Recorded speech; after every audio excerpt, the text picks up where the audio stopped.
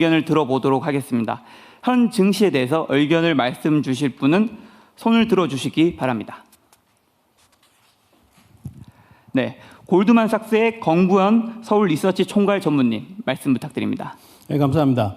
일단 그 중동 사태 그리고 유가 급등하면은 이제 많은 투자가분들이 2022년 러우 전쟁 때 그 사태 그리고 이제 좀 더 올라가면 2008년 금융위기 전에 유가가 그때 뭐 $150까지 올라간 것 같은데 기억하면은 그 당시에 한국 경제와 한국 시장이 어떤지를 보고 일단은 이제 판단하게 됩니다. 그래서 한국은 아무래도 에너지를 수입하는 국가이기 때문에 일단 그 유가 충격에 취약하다는 거는 일반적으로 알려져 있는데 저희들이 분석을 해보면은 2022년과 비교를 해보면은 그 이후에 한국 경제의 그 대외 기초 체력, 대외적으로 봤을 때는 훨씬 더 건강해졌다 그럴까요? 그래서 구체적인 예를 들면은 반도체 수출 같은 경우에는 2022년에 비해서 3배 정도 늘 거라고 저희들은 보고 있고 한 3,800억 불 정도 보고 있는데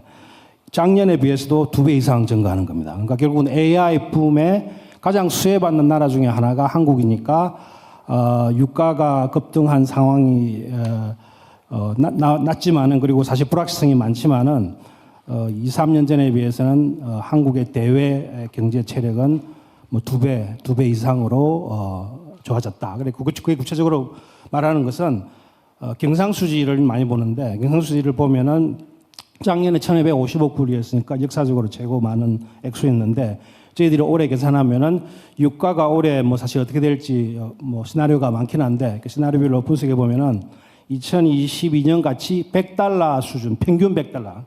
평균 $100니까 뭐 $150도 올라갔다가 후반으로 가면 진정되면은 뭐 $70, $80, $90로 하더라도 평균 $100 정도가 2022년 수준이었는데 평균으로는 그 정도 되더라도 한국의 경상수지 흑자는 2,000억 불 이상이니까 작년에 거의 2배입니다. 그리고 GDP 대비로는 10% 이상이니까 뭐 아마 글로벌이 넘버1, 넘버2 아마 대만이 아마 넘버1이 될 것 같고 한국이 넘버2가 될 것 같으니까 일단 그 예전하고는 굉장히 한국 경제가 달라졌다라고 말씀을 드릴 수 있을 것 같고 그리고 외환시장을 이제 조금 염려를 하는데 외환시장 수급도 작년 말에 정부에서 한 정부 조치 그리고 또 최근에 후속 조치 같은 것 등으로 저희들은 수급도 유가가 진정되고 불확실성이 없어진다고 하면은 빠르게 개선될 것으로 보고 있습니다. 그래서 저희들이 이제 이제 대응 방안으로서는 거시적인 측면에서는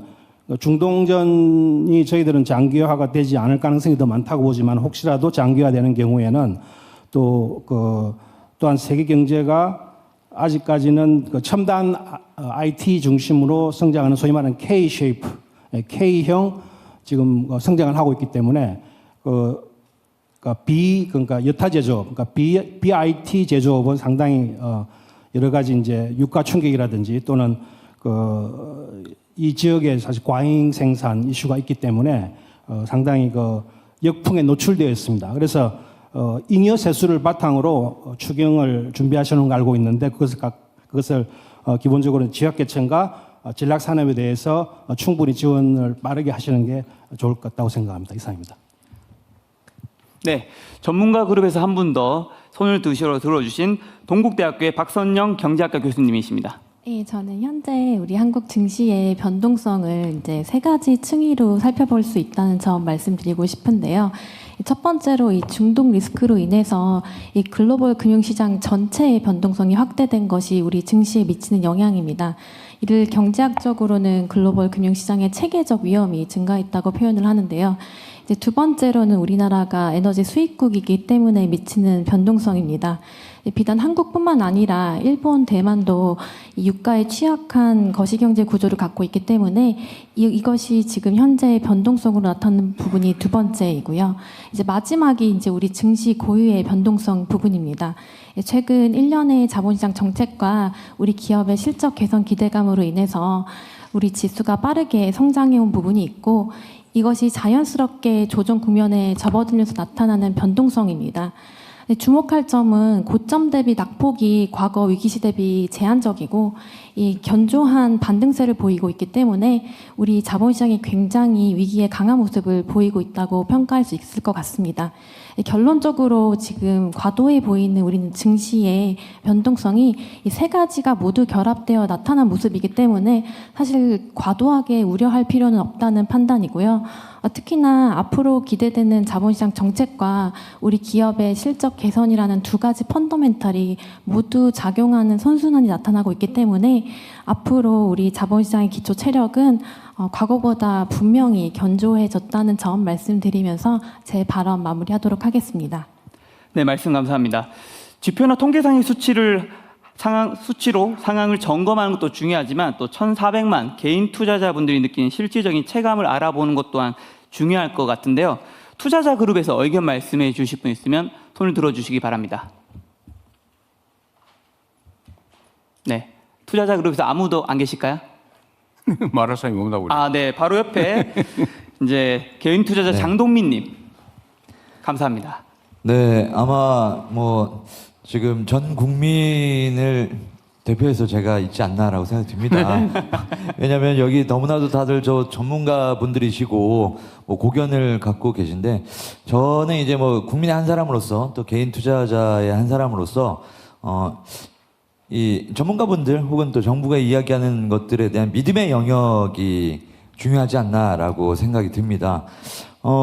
물론 이제 이재명 정부 처음에 코스피 5천 시대를 열겠다라고 했을 때 반신반의하는 사람들이 굉장히 많았죠. 물론 이제 저 역시도 너무나도 땅을 치고 후회하는 게 저희 아내한테도 요거 한번 지켜봐야 될 것 같아라고 해서 원망을 많이 사고 있는데 지금 현재로 보면은 사실 그렇습니다. 많은 이제 소위 말하는 개미 투자자들, 개인 투자자들이 내가 사면 떨어지는 것 같고 내가 팔면 오르는 것 같고라는 생각들을 많이 하고 있거든요. 근데 방금 전문가분들도 말씀을 하셨지만 뭐 우리나라 이제 자본시장이 견고하다, 불안해하지 않아도 된다라는 말씀을 많이 하셨는데 사실 저희 같은 사람들은 가짜 뉴스에 굉장히 휘둘리는 경향들이 많습니다.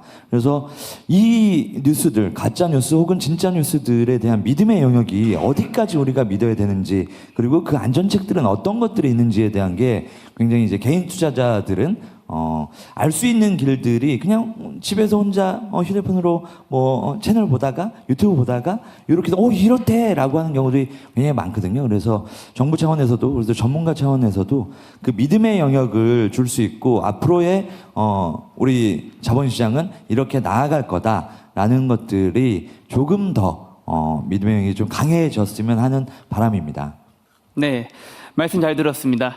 대외적인 위기 상황도 그렇지만 또 우리 투자자들을 더 힘들게 하는 건 누군가 이 혼란을 틈타 부당한 이득을 챙기고 있다는 의구심이 아닐까 싶습니다. 시장이 흔들릴 때마다 근거 없는 가짜 뉴스가 퍼지고 보이지 않는 손이 시세를 조종하며 개미 투자자들을 벼랑 끝으로 내몬다는 우려가 있습니다.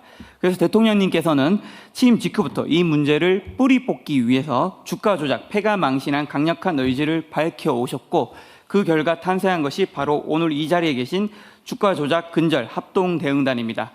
지금처럼 불확실성이 큰 시기에 투자자들을 기만하려는 세력을 어떻게 감시하고 계시는지, 주가 조작에 어떻게 대응해 나갈 것인지 합동 대응단에서 두 분이 나오셨는데요. 그 단호한 실행 계획을 말씀 부탁드립니다. 두 분 중 어느 분이 발언하실 건가요?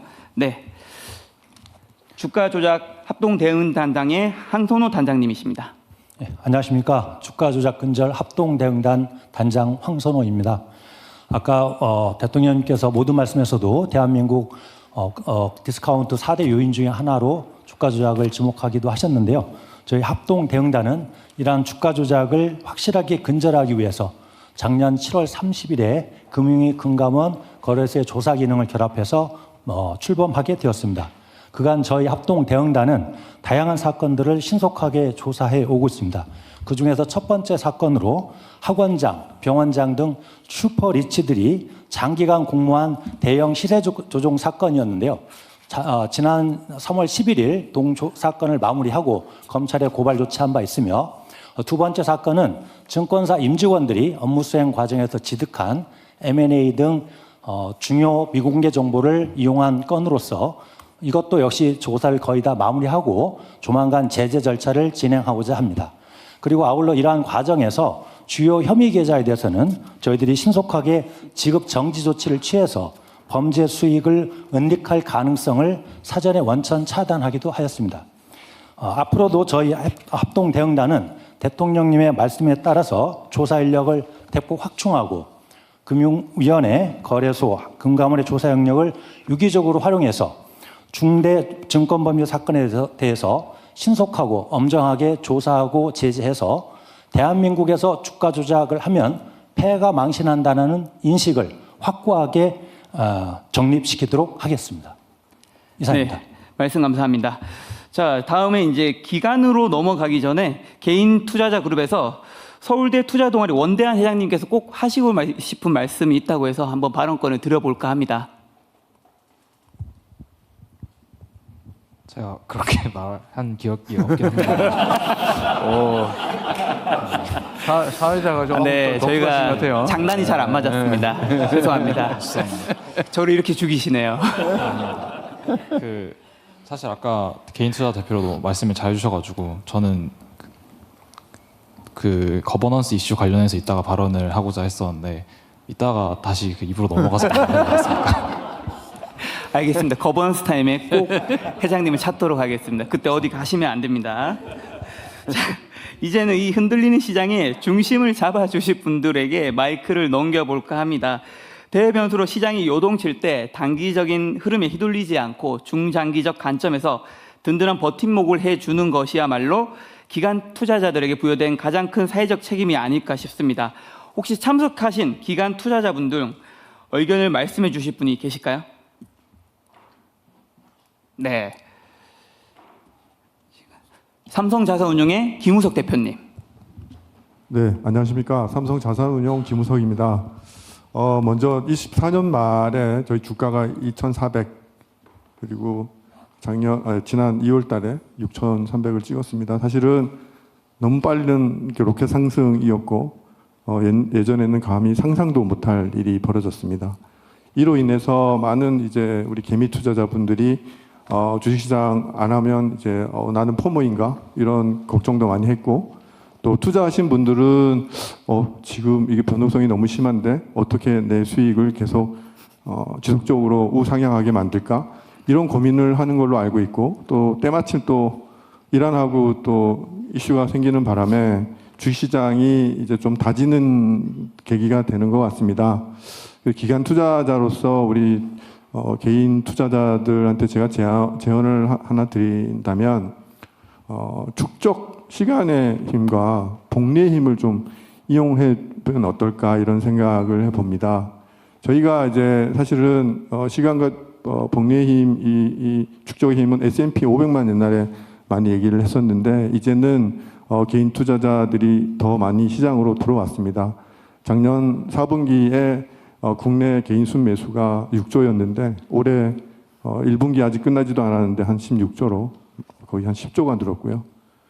작년 4분기 해외 개인 순매수는 8조였는데 올해 1, 3월 아직 끝나지는 않았지만 4조로 반토막이 났습니다. 그래서 제가 감히 이제 말씀을 드린다면 조금은 우리가 좀 시간을 길게 보고 좀 분산 투자, 장기 투자를 해야 되는데 그렇게 하기 위해서는 저는 뭐 ISA나 지금 좋은 제도가 많은데 연금 계좌 이런 데를 통해서 좀 그러니까 먼슬리 투자를 하면 어떨까 이런 제안을 좀 해봅니다. 그렇게 하면 빠지면 더 사면 되고 또 뭐 누리면 결국 어큐뮬레이트 된 어떤 수익률을 창조를 할 수 있기 때문에 한 10년간 대한민국 경제를 믿고 투자를 해보면 훨씬 더 담담하게 의연하게 이 변동성에 좀 대처를 하지 않을까 이렇게 생각이 들고요.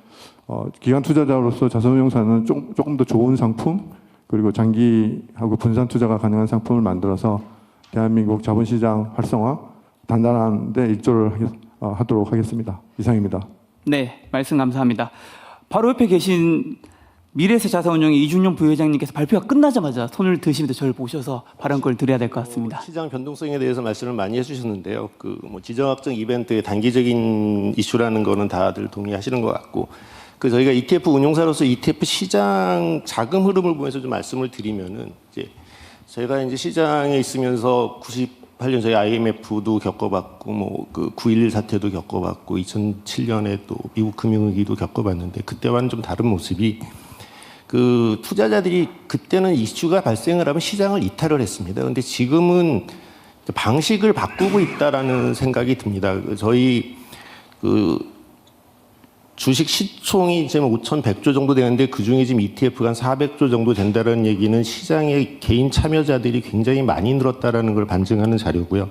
실제로 지금 앞에 우리 김 사장님이 말씀해 주셨지만 2월 말까지 이란 사태 전까지는 일주일에 ETF 자금이 한 4조 정도 순매수가 있었는데 그러니까 전쟁이 나서는 저희가 순매도를 예측을 했는데 순매수 1조로 줄긴 줄었지만 관망을 하는 정선으로 투자자들이 매우 현명한 대응을 했습니다. 그리고 그 뭐 ETF 시장의 특성상 투명하고 그리고 시장에서 거래가 된다는 부분 때문에 제가 보기에는 그 완충 작용을 좀 하고 있다고 봅니다. 그래서 그 뭐 권구은 박사님이 말씀해 주셨지만 지금 저희가 시장 PER이 예상 포워드로 하면 8 정도 됩니다. 지금 그래서 굉장히 한국 기업들의 실적과 경제 체력에 비해서 굉장히 싼 수준이라 지금의 이런 변동성이 매수의 기회로 삼을 수 있는 그 또 기회가 되고도 있다고 보고 있습니다. 그래서 ETF의 시장이 지금 확대되고 개인 투자자들이 많이 진입하고 투명한 구조가 투자자 저변을 넓히고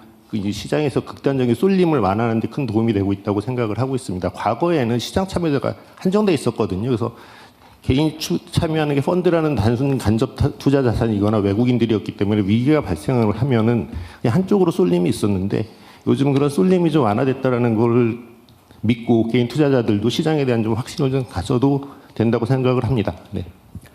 네, 말씀 잘 들었습니다. 이번엔 대외 리스크로 비용은 오르고 투자 심리는 위축되는 상황에서 우리 기업들의 목소리도 들어보도록 하겠습니다. 혹시 기업 그룹에서 의견을 말씀해 주실 분이 계실까요? 네, 이니지의 최재식 대표님 말씀 부탁드립니다. 마이크를 전달 부탁드립니다. 네, 저는 제조 피지컬 AI 스타트업 이니지 대표 최재식입니다. 저희는 지금 코스닥 상장에 도전하고 있는데요. 코스닥 시장의 오버행, 그러니까 상장하고 나서 많이 오르고 그다음에 떨어지는 게 지속되는 현상이 종종 있었던 걸 완화하는 정책에 대해서 건의드리고 싶습니다.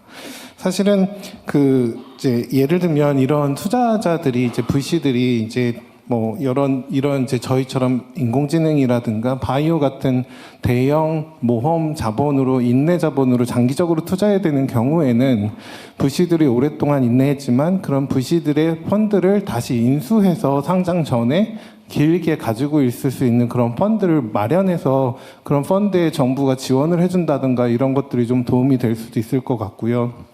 또 하나는 VC의 지분 일부라도 이제 상장 시에 조금 더 락업, 이렇게 좀 보호하는 기간이 길어진다면 그거에 대해서 상장 시 가점을 주는 것도 사실 이런 이제 현상을 좀 막을 수도 있을 것 같긴 합니다. 또 스타트업에 투자하는 전략적 투자자들이 있는데요. 대기업도 있고 공공기관도 있습니다. 그런 전략적 투자자들은 사업을 함께하기 때문에 상장하더라도 길게 보호하고 같이 투자를 가는 경우가 있는데 이 경우에도 이제 세제 혜택을 대기업에 주거나 공공기관에는 기간 가점을 주거나 이런 정도는 이제 사실 장기적으로 주가를 안정하는 정책이 될 수 있지 않을까 생각합니다. 또 하나 굉장히 중요하게 오버행 이슈는 보호예수 기간이 긴 임직원에게 굉장히 되게 중요한 이제 또 효과를 납니다. 오버행이 지나서 다 이제 가격이 떨어지고 나서 임직원들이 그 주식을 이제 행사할 때 돼서는 이제 주가도 떨어졌는데 세금도 많이 되고 그러면 사실 이제 좀 뭐 얻는 게 별로 없어서 특히 임직원들 중에 소액주주들 같은 경우에는 지금 이제 스톡옵션에 대한 세제 혜택이 있는데 이걸 좀 늘려주시면 임직원들 사기 진작에도 큰 도움이 되지 않을까 건의드려 봅니다. 네, 최재식 대표님의 말씀에 혹시 답변을 해주실 정부나 국회 유관기관 아니면 다른 그룹에서 말씀해 주실 분 계실까요? 네. 네, 금융위원회 이혁원 위원장님입니다. 네, 말씀 주신 대로 우리는 그 상장을 하면 상장 자체가 목적이 돼서 바로 거기서 털고 나온다든지 그다음에 주가가 오히려 급락한다든지 사실 상장은 하나의 단계인데 그 상장을 통해서 기업이 계속해서 성장하고 그다음에 공개적으로 시장에서 평가받는 이런 계기인데 아마 이제 그런 구조가 약간 취약한 부분이 있어서요. 말씀 주신 대로 첫 번째 VC 같은 경우는 지금 보면은 자발적 락업, 자기가 스스로 보호 예수 기간을 길게 한다든지 그럴 때는 말씀 주신 대로 상장 심사 과정에서 질적 평가할 때 가점을 주는 그런 제도도 있고요. 그다음에 VC 같은 경우 투자 기간이 2년 미만인 경우에는 최소한 1개월 보수 예수가 또 의무화되는 그런 제도들이 있습니다.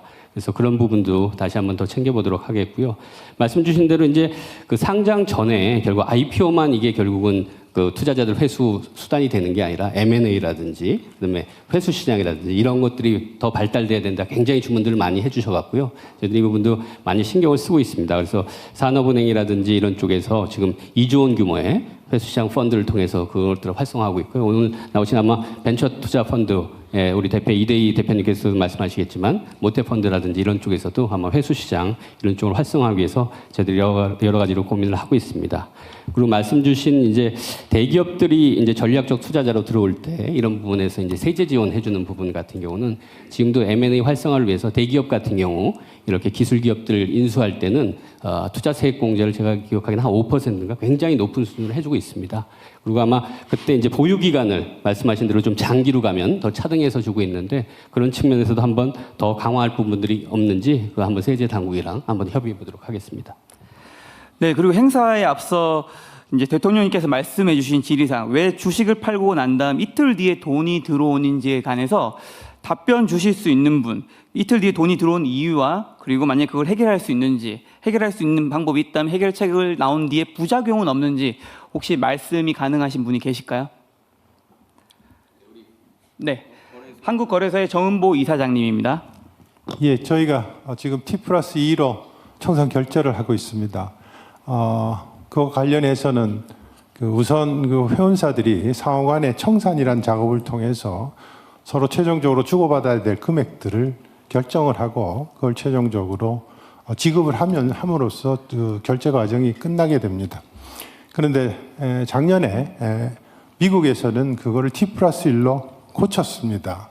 그래서 하루를 단축을 했고 우리 그 크립토커런시 시장에서는 그 거래와 즉시 지급 결제가 동시에 이루어집니다. 그래서 저희도 유럽에서는 내년 2027년 10월부터 T+1로 변경을 추진을 하고 있습니다. 저희도 유럽과 같이 보조를 맞추기 위해서 T+1로의 그 결제주기 단축을 현재 열심히 준비를 하고 있습니다. 그래서 나중에는 결국은 우리가 블록체인 기술에 의한 그런 그 거래가 이루어지고 한다 그러면 결국은 청산 결제 과정이 이제 없어질 거고 바로 즉시 지급이 이루어지는 그러한 아마 청산 결제 과정으로 결국은 이제 최종적으로 변모할 거라고 그렇게 생각합니다. 그런 이 지급 결제에 대한 절차적인 문제를 저희도 계속적으로 국제적 동향을 잘 파악을 해서 절대로 늦지 않고 오히려 선제적으로 청산 결제가 이루어질 수 있도록 그렇게 준비해 나가겠습니다. 네, 말씀 감사합니다. 지금까지 일부 토론을 통해 중동발 리스크와 관련해 우리 자본시장의 현황을 점검하고 대응 과제에 대한 이야기를 나누어 보았습니다. 정부의 시장 안정을 위한 단호한 대응 의지가 시장에 아주 든든한 신호가 되었을 것으로 생각합니다. 그렇지만 우리가 여기서 멈춰서는 안 되겠죠. 시장의 진정한 안정과 정상화는 앞으로 시장 자체가 얼마나 단단해지느냐 펀드멘탈에 달려 있습니다. 근본적인 체질 개선의 시간입니다. 이제 토론의 이막을 열어보겠습니다. 주제는 국민이 믿고 투자하는 시장, 코리아 프리미엄을 위한 과제입니다. 2부 토론의 첫문은 그간 코리아 디스카운트의 핵심 요인으로 지적되어 왔던 주주가치 훼손과 투자자의 시장 신뢰 문제에 대해 논의하는 것으로 시작하고자 합니다. 이를 개선하기 위해 3차례의 상법 개정 등 여러 정부 정책도 이어졌었는데요. 현장에서는 어떤 평가를 내리시는지, 어떤 과제들을 더 풀어나가야 할 것인지 말씀 부탁드리겠습니다. 의견을 말씀 주실 분은 손을 들어주시기 바랍니다. 네, 신영증권의 김학균 리서치 센터장님. 예. 일반적으로 저는 우리 정부가 주식시장의 단기적인 흐름에 대해서는 너무 강박을 갖지 않으셔야 된다고 생각합니다. 예를 들어서 중동 사태, 그럼 우리가 통제하기 힘든 리스크가 존재하고 또 주식이라고 하는 건 굉장히 개방된 자산이거든요. 근데 우리가 중동 사태 이후로 보면 한국 시장이 3월 이틀 많이 빠졌지만 지금은 오늘 올라온 거 생각하면은 일본, 프랑스보다 덜 빠진 것 같습니다. 그러니까 떨어질 때 남들보다 덜 떨어지고 또 남들 올라갈 때 많이 올라가고 이런 시장이 본질적으로 중요한데 여기서 지배구조가 저는 가장 핵심적인 문제라고 생각합니다. 장기적으로 주가가 올라가는 나라를 보면요. 신흥국 없습니다. 다 선진국입니다. 선진국이 다른 의미라기보다는 주식이라고 하는 거는 무형의 소유권이고요. 또 일종의 재산권입니다. 내가 어떤 기업의 주식을 산다고 해서 그 기업의 경영에 참여하지 않지만 기업하는 사람들이 주주들을 대우해줘야 주가가 올라가는 거거든요. 그렇게 본다 그러면 사실 세 차례 상법 개정을 통해서 여러 가지 아젠다를 던져주셨고 또 PBR이라든가 최근에 상속세라든가 이런 데 아젠다를 던지고 계셔서 딱히 시장에서 더 제안 드리고 싶은 말씀은 없는데 이제 이거는 시장에서 해야 됩니다. 사실 크게 보면 상법 개정을 하고 특히 이사 충실 의무 같이 들어왔는데 내 돈을 걸고 하는 투자를 일일이 법에 물어볼 수는 없습니다. 다 시장에서 주주도 좀 열심히 하고 상장사를 또 신경을 써야 되는데 다만 이제 법을 하시는 입장에서는 계속해서 그런 것들을 좀 강조해 주셨으면 좋겠습니다. 저는 이미 세상이 바뀌는 걸 느끼거든요. 기업들이 어떤 행동을 하는데 주주들의 사실 눈치라기보다는 당연한 거죠. 사업할 때 주주들에게 손을 벌려서 자금을 받았으면 너무도 비정상의 정상화가 되고 있는 것인데요. 그래서 새로운 아젠다를 발굴하신다라는 의미보다는 그런 것들을 계속해서 반복 강조해 주시고 또 민간에서는 그걸 받아서 하게 되면 제 생각엔 우리 자본시장이 작년에 상법 개정 이후로 정말 누구나 투자하기 좋은 그런 획기적인 이정표가 만들어졌다고 생각합니다. 이상입니다. 네, 말씀 잘 들었습니다. 발표가 끝나자마자 바로 뒤에서 손을 들은 분이 계셔서요. 모건 스탠리의 서울 석준 부문장님 말씀 부탁드립니다. 네, 안녕하십니까. 좀 말씀드리고 싶은 게 좀 수치적으로 좀 말씀드리고 싶은 게 있었는데요. 우리나라의 ROE를 보게 되면은 지금 8에서 8.5% 정도 됩니다. 평균 좀 10년을 봤을 때. 그리고 우리나라를 항상 투자들이 이제 일본이랑 비교를 하는데, 일본 같은 경우는 ROE가 좀 차이는 안 납니다. 근데 차이가 나는 게 ROA가 우리나라가 사실 더 높습니다. 1.9%. 그리고 일본은 1.7%. 그럼 차이가 어디서 난다 그러면은 2에서 차이 나는 겁니다. 그냥 자본입니다. 자본 효율성이 좀 떨어지는 부분이고요. 그리고 아까 대통령께서 말씀하신 부분이 있는데 할인 요인 중에서 저는 하나 더 추가를 한다 그러면은 우리나라 시장은 경기 순환적인 좀 면모가 있습니다. 그러니까 세계 경제가 성장을 할 때 사실 ROE가 많이 올라가고 또 이제 둔화되면 또 내려오고. 근데 이번 그 시장 움직임을 봤을 때 참 긍정적인 게 우리나라가 여러 테마들 AI 그리고 다극화된 세계 그리고 에너지 전환 이런 모든 테마들에 굉장히 잘 포진되어 있습니다. 그래서 제가 여기서 말씀드리고 싶은 거는 사실 기업 지원 부분이 좀 필요한데요. 그러니까 ROA는 기업의 몫인데 ROA를 도와줄 수 있는 부분은 정부의 정책이라고 봅니다. 그래서 여기서 저희는 이제 방산을 보면서 우리나라가 왜 경쟁력이 있냐라는 거를 4C라고 얘기를 하는데요. 하나는 코스트, 비용. 그리고 하나는 캐파시티가 많다. 그리고 세 번째는 컴패티블하다. 근데 하나를 더 추가하면은 컬래버레이션이 필요하다고 봅니다. 더 이상 이제 우리나라가 이제 기업들이 글로벌 경제에서 이제 경쟁을 하면서 콜래버레이션이 필요합니다. 그거는 정부 그리고 기업 또 같이 필요한 거 같다고 생각하고요. 이에 대해서 좀 말씀드리면은 사실 주주 환원에서는 배당도 중요하지만은 신규 자사도 중요합니다. 그래서 지금 같은 경우는 배당에 대한 지금 세제 지금 개편은 됐는데 사실 자사주에 대해서는 아직까지 조금 부족하지 않나 이런 생각이 들고요. 또 하나 부분 뭐냐면은 우리 나라 이제 투자자 군이 조금 더 이제 외국인들도 조금 더 이제 다각화되는 걸 원하고 있습니다. 그냥 개인 투자도 그렇고 국내 투자도 그렇고 그래서 좀 다변화를 좀 원하고 있고요. 그리고 마지막으로 하나 또 말씀드리면은 저는 사실 프리미엄이 갈 수 있다고 생각을 합니다. 그리고 오늘도 사실 보고서가 나왔는데요.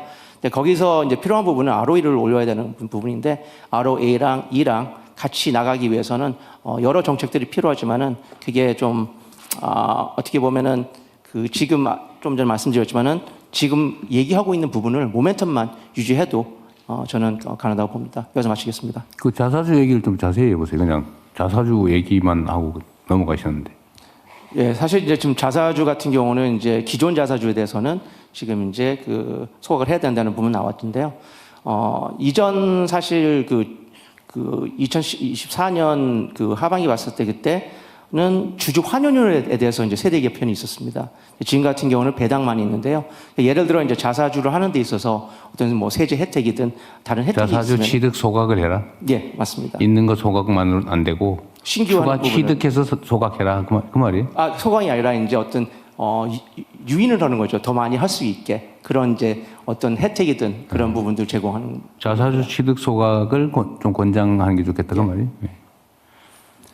네, 아까 굉장히 많은 분이 손을 들어주셨는데, 네, 서스틴베스트의 유영재 대표님 발언 부탁드립니다. 예, 저는 ESG 평가하고 의결권 자문을 하는 서스틴베스트의 유영재입니다.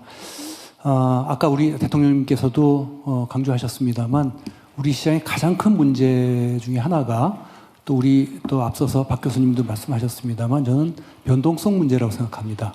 근데 변동성에서 외생적인 변수를 저희가 컨트롤할 수는 없지만 우리 내부적으로 정책적으로 동원할 수 있는 수단이 저는 있다고 생각합니다. 왜냐하면 이 변동성이 중요한 이유가 제가 최근에 개인 투자자들을 많이 만나보면 지수가 2,500에서 6,300이 올랐는데도 손해봤다는 사람들이 의외로 많습니다. 왜냐하면 인버스 ETF하고 신용 레버리지 매수해서 깡통 차고 이런 또 패닉 매도, 흥분 매수 해가지고 거꾸로 투자하고 그러니까 이런 것들이 결국은 다 변동성의 문제인데 이런 거 변동성의 문제를 완화하기 위해서 그게 두 가지를 간단하게 말씀드리고 싶습니다. 첫 번째가 우리나라 기관 저변이 너무 얇습니다. 선진국의 선진 금융시장에 비해서.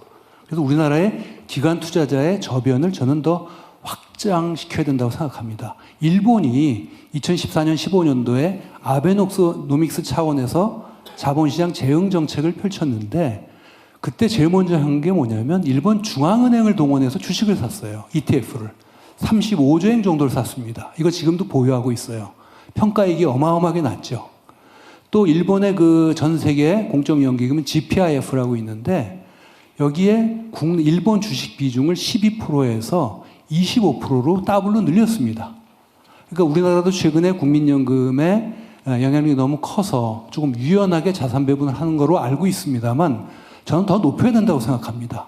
우리가 고갈 문제 앞으로 40년, 50년 후의 문제를 지금부터 땡겨서 고민할 필요가 없다고 생각합니다.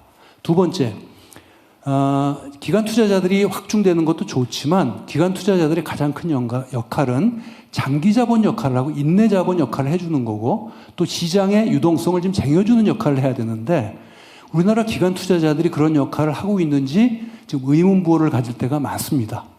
일종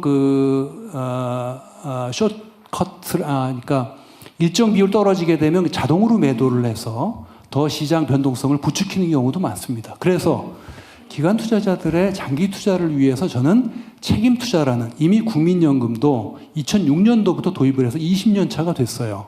그런데 외부에 발표하기로는 700조를 책임 투자를 한다고 하지만 이것이 진짜 찐 책임 투자를 하고 있는지 저는 잘 모르겠어요. 왜냐하면 책임 투자라는 거는 장기주의고 ESG 고려하는 거고 스튜어디십 코드를 제대로 하는 겁니다. 그리고 이번 정부에서도 스튜어디십 코드를 강조하십니다만 스튜어디십 코드의 전제는 장기 투자가 전제가 돼야 돼요. 달랑 1년 보유하는데 무슨 의결권에 관심이 있을 거며 무슨 주주 관여에 관심이 있겠습니까? 그러니까 책임 투자라는 이 3요소를 국민연금이 우리나라 기관 투자자의 맏형입니다. 저는 여러 기관 투자자를 만나보면 스튜어디십 왜 제대로 안 하냐. 맏형이 제대로 하면 따라가겠다는 거예요. 그러니까 저는 큰형님이 제대로 해야 된다.